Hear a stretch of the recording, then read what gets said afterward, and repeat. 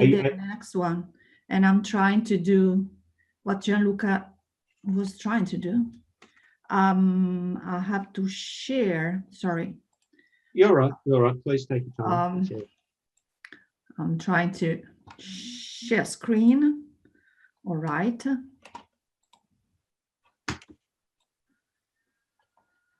Not sure. It's looking good so far. Yeah, no, we're good. We're good. Yeah. The only problem, sorry, I'm not familiar with Zoom. Oh, how can I?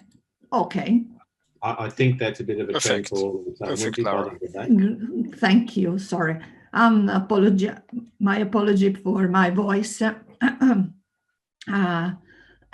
It's not crystal clear, so I hope you will understand me. The title has been already presented, is Online Teaching Challenges and a Future Approach. I'm Laura Gabrielli. I come from Italy and from the University of Venice, UAV. It's an architecture and arts university. So I'm going to present the experience we are facing now, still facing now.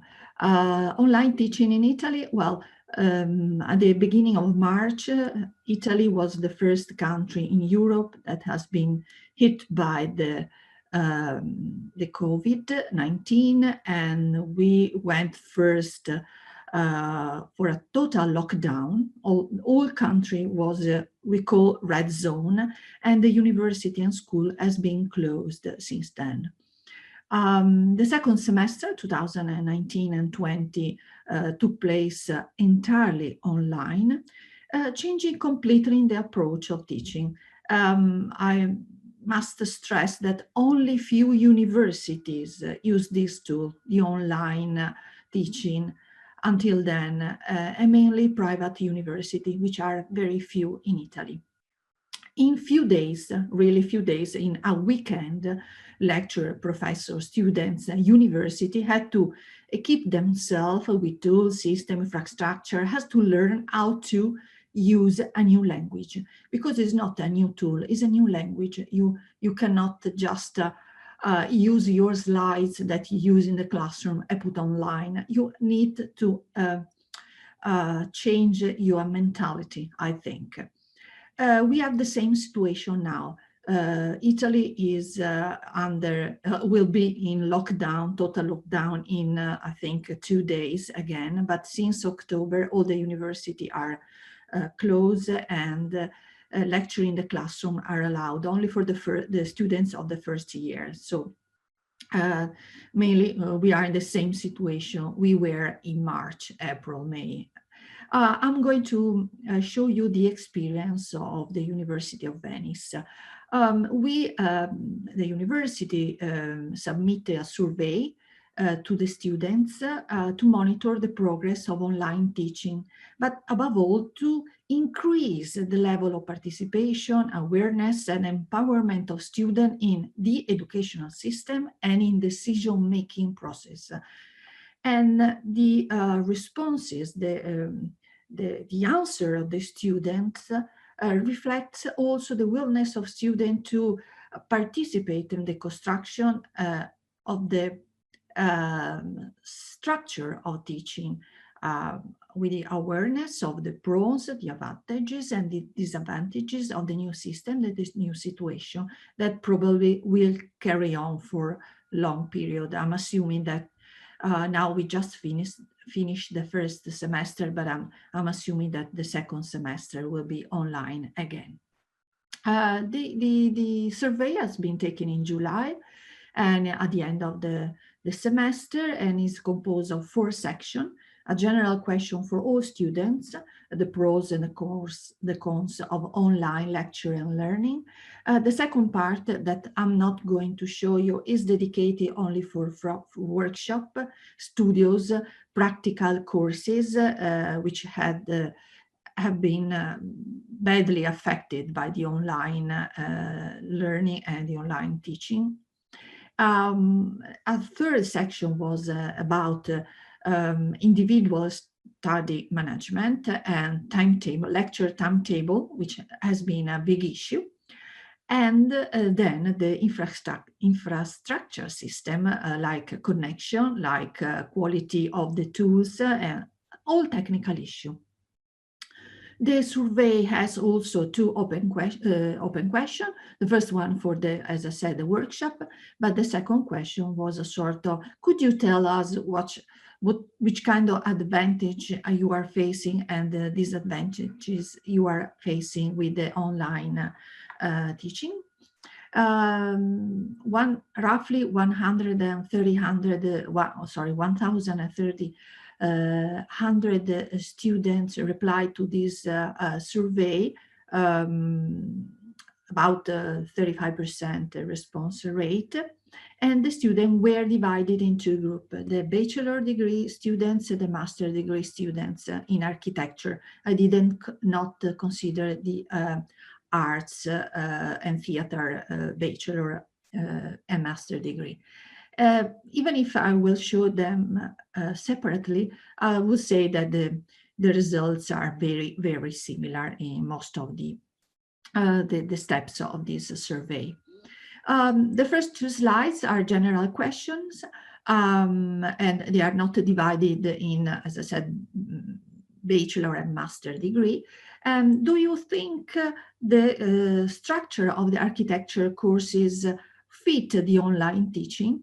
And this, you see, the blue and the orange say yes, or more likely yes than no. So it seems that the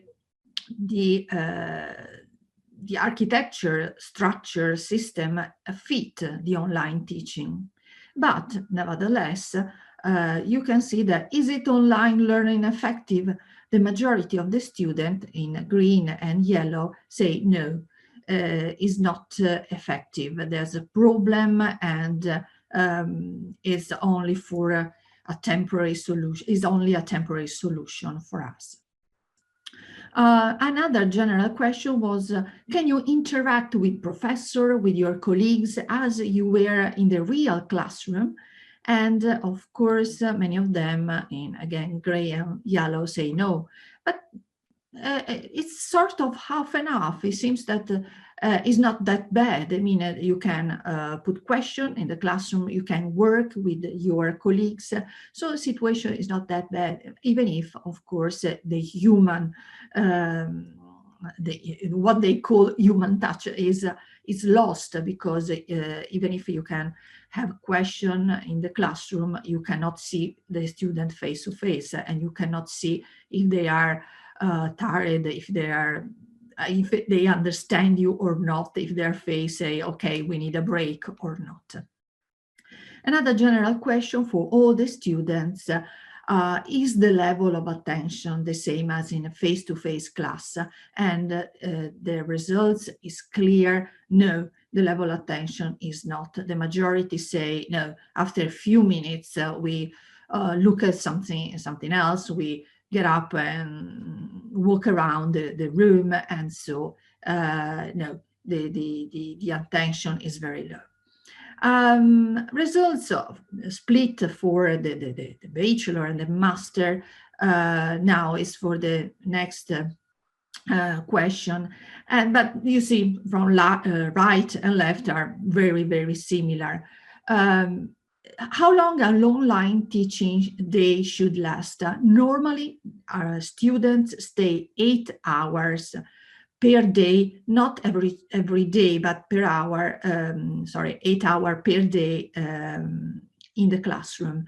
And they say, the majority say that if we have online program, the online program should not be 8 hours like the normal classroom, should last at least 8 hours per day rather than 8. And this is the majority of the responses. Well, in the blue, you see that some students say, well, only 2 hours per day, thank you, which is impossible because, of course, there are many, many programs and courses. Lecture recorded versus streaming lecture. Lots of students, half of the students say, we don't know which one we prefer. some of them say we like lecture which are recorded because we can keep on listen and listen again and again. Others say, no, we prefer streaming lecture because we can interact with the other colleagues and with the professors. And so the situation is still debating. Personally, I don't record my lecture, but again, it strongly, there's no rules, it strongly depends of type of classroom, the type of course, and the professor decision in that moment. Do professor lecture follow the university course timetable? This was the main issue in our university. My colleagues, I did not, I didn't do that, but my colleagues keep going on and on and on with the lecture saying, okay, you are at home, you don't have to catch a train, you don't have to go anywhere. So students complain that some courses ended at 9, 10 p.m. And it was, or they were scheduled on Saturday morning or Saturday afternoon.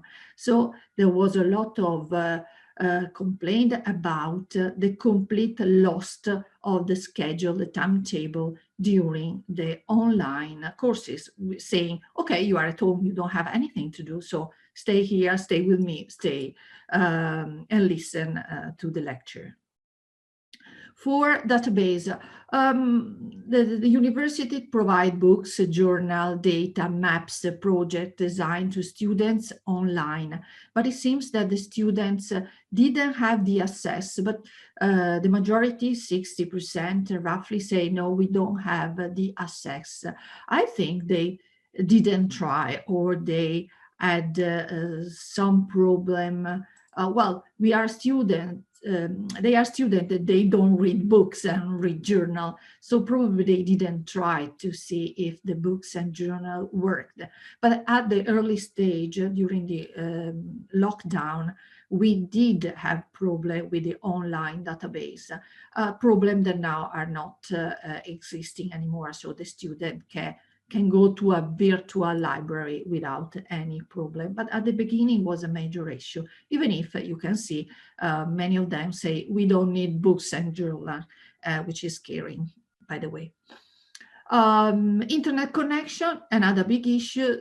Do the teachers, lecturers, professors have problem?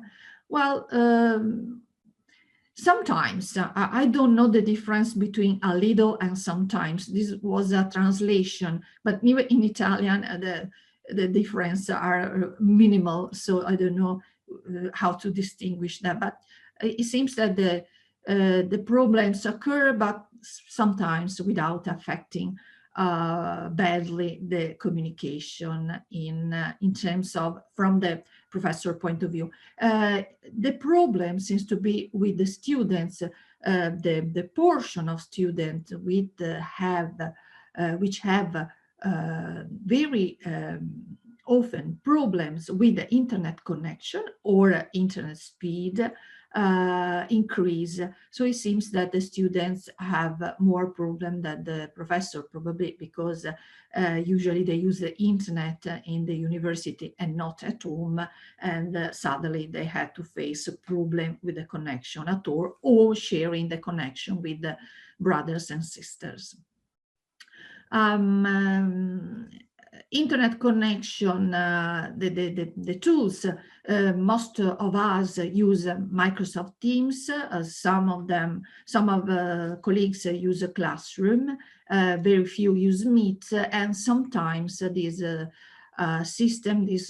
tools are slow, or they didn't work. So this was an issue again shown by the students. Open question. I want to be quick. The open question was, what are the advantages and the disadvantages of online learning? I'm trying to reduce the answer, but mainly was the good point was I'm at home. I'm very happy because I'm saving lots of time in commuting. I'm teaching in Venice, which means you have to take a train and then you have to walk for half an hour to get to the university. The commuting is really time consuming. So for the first time, students, many of them commute because Venice is very expensive, say, I have a lot of time.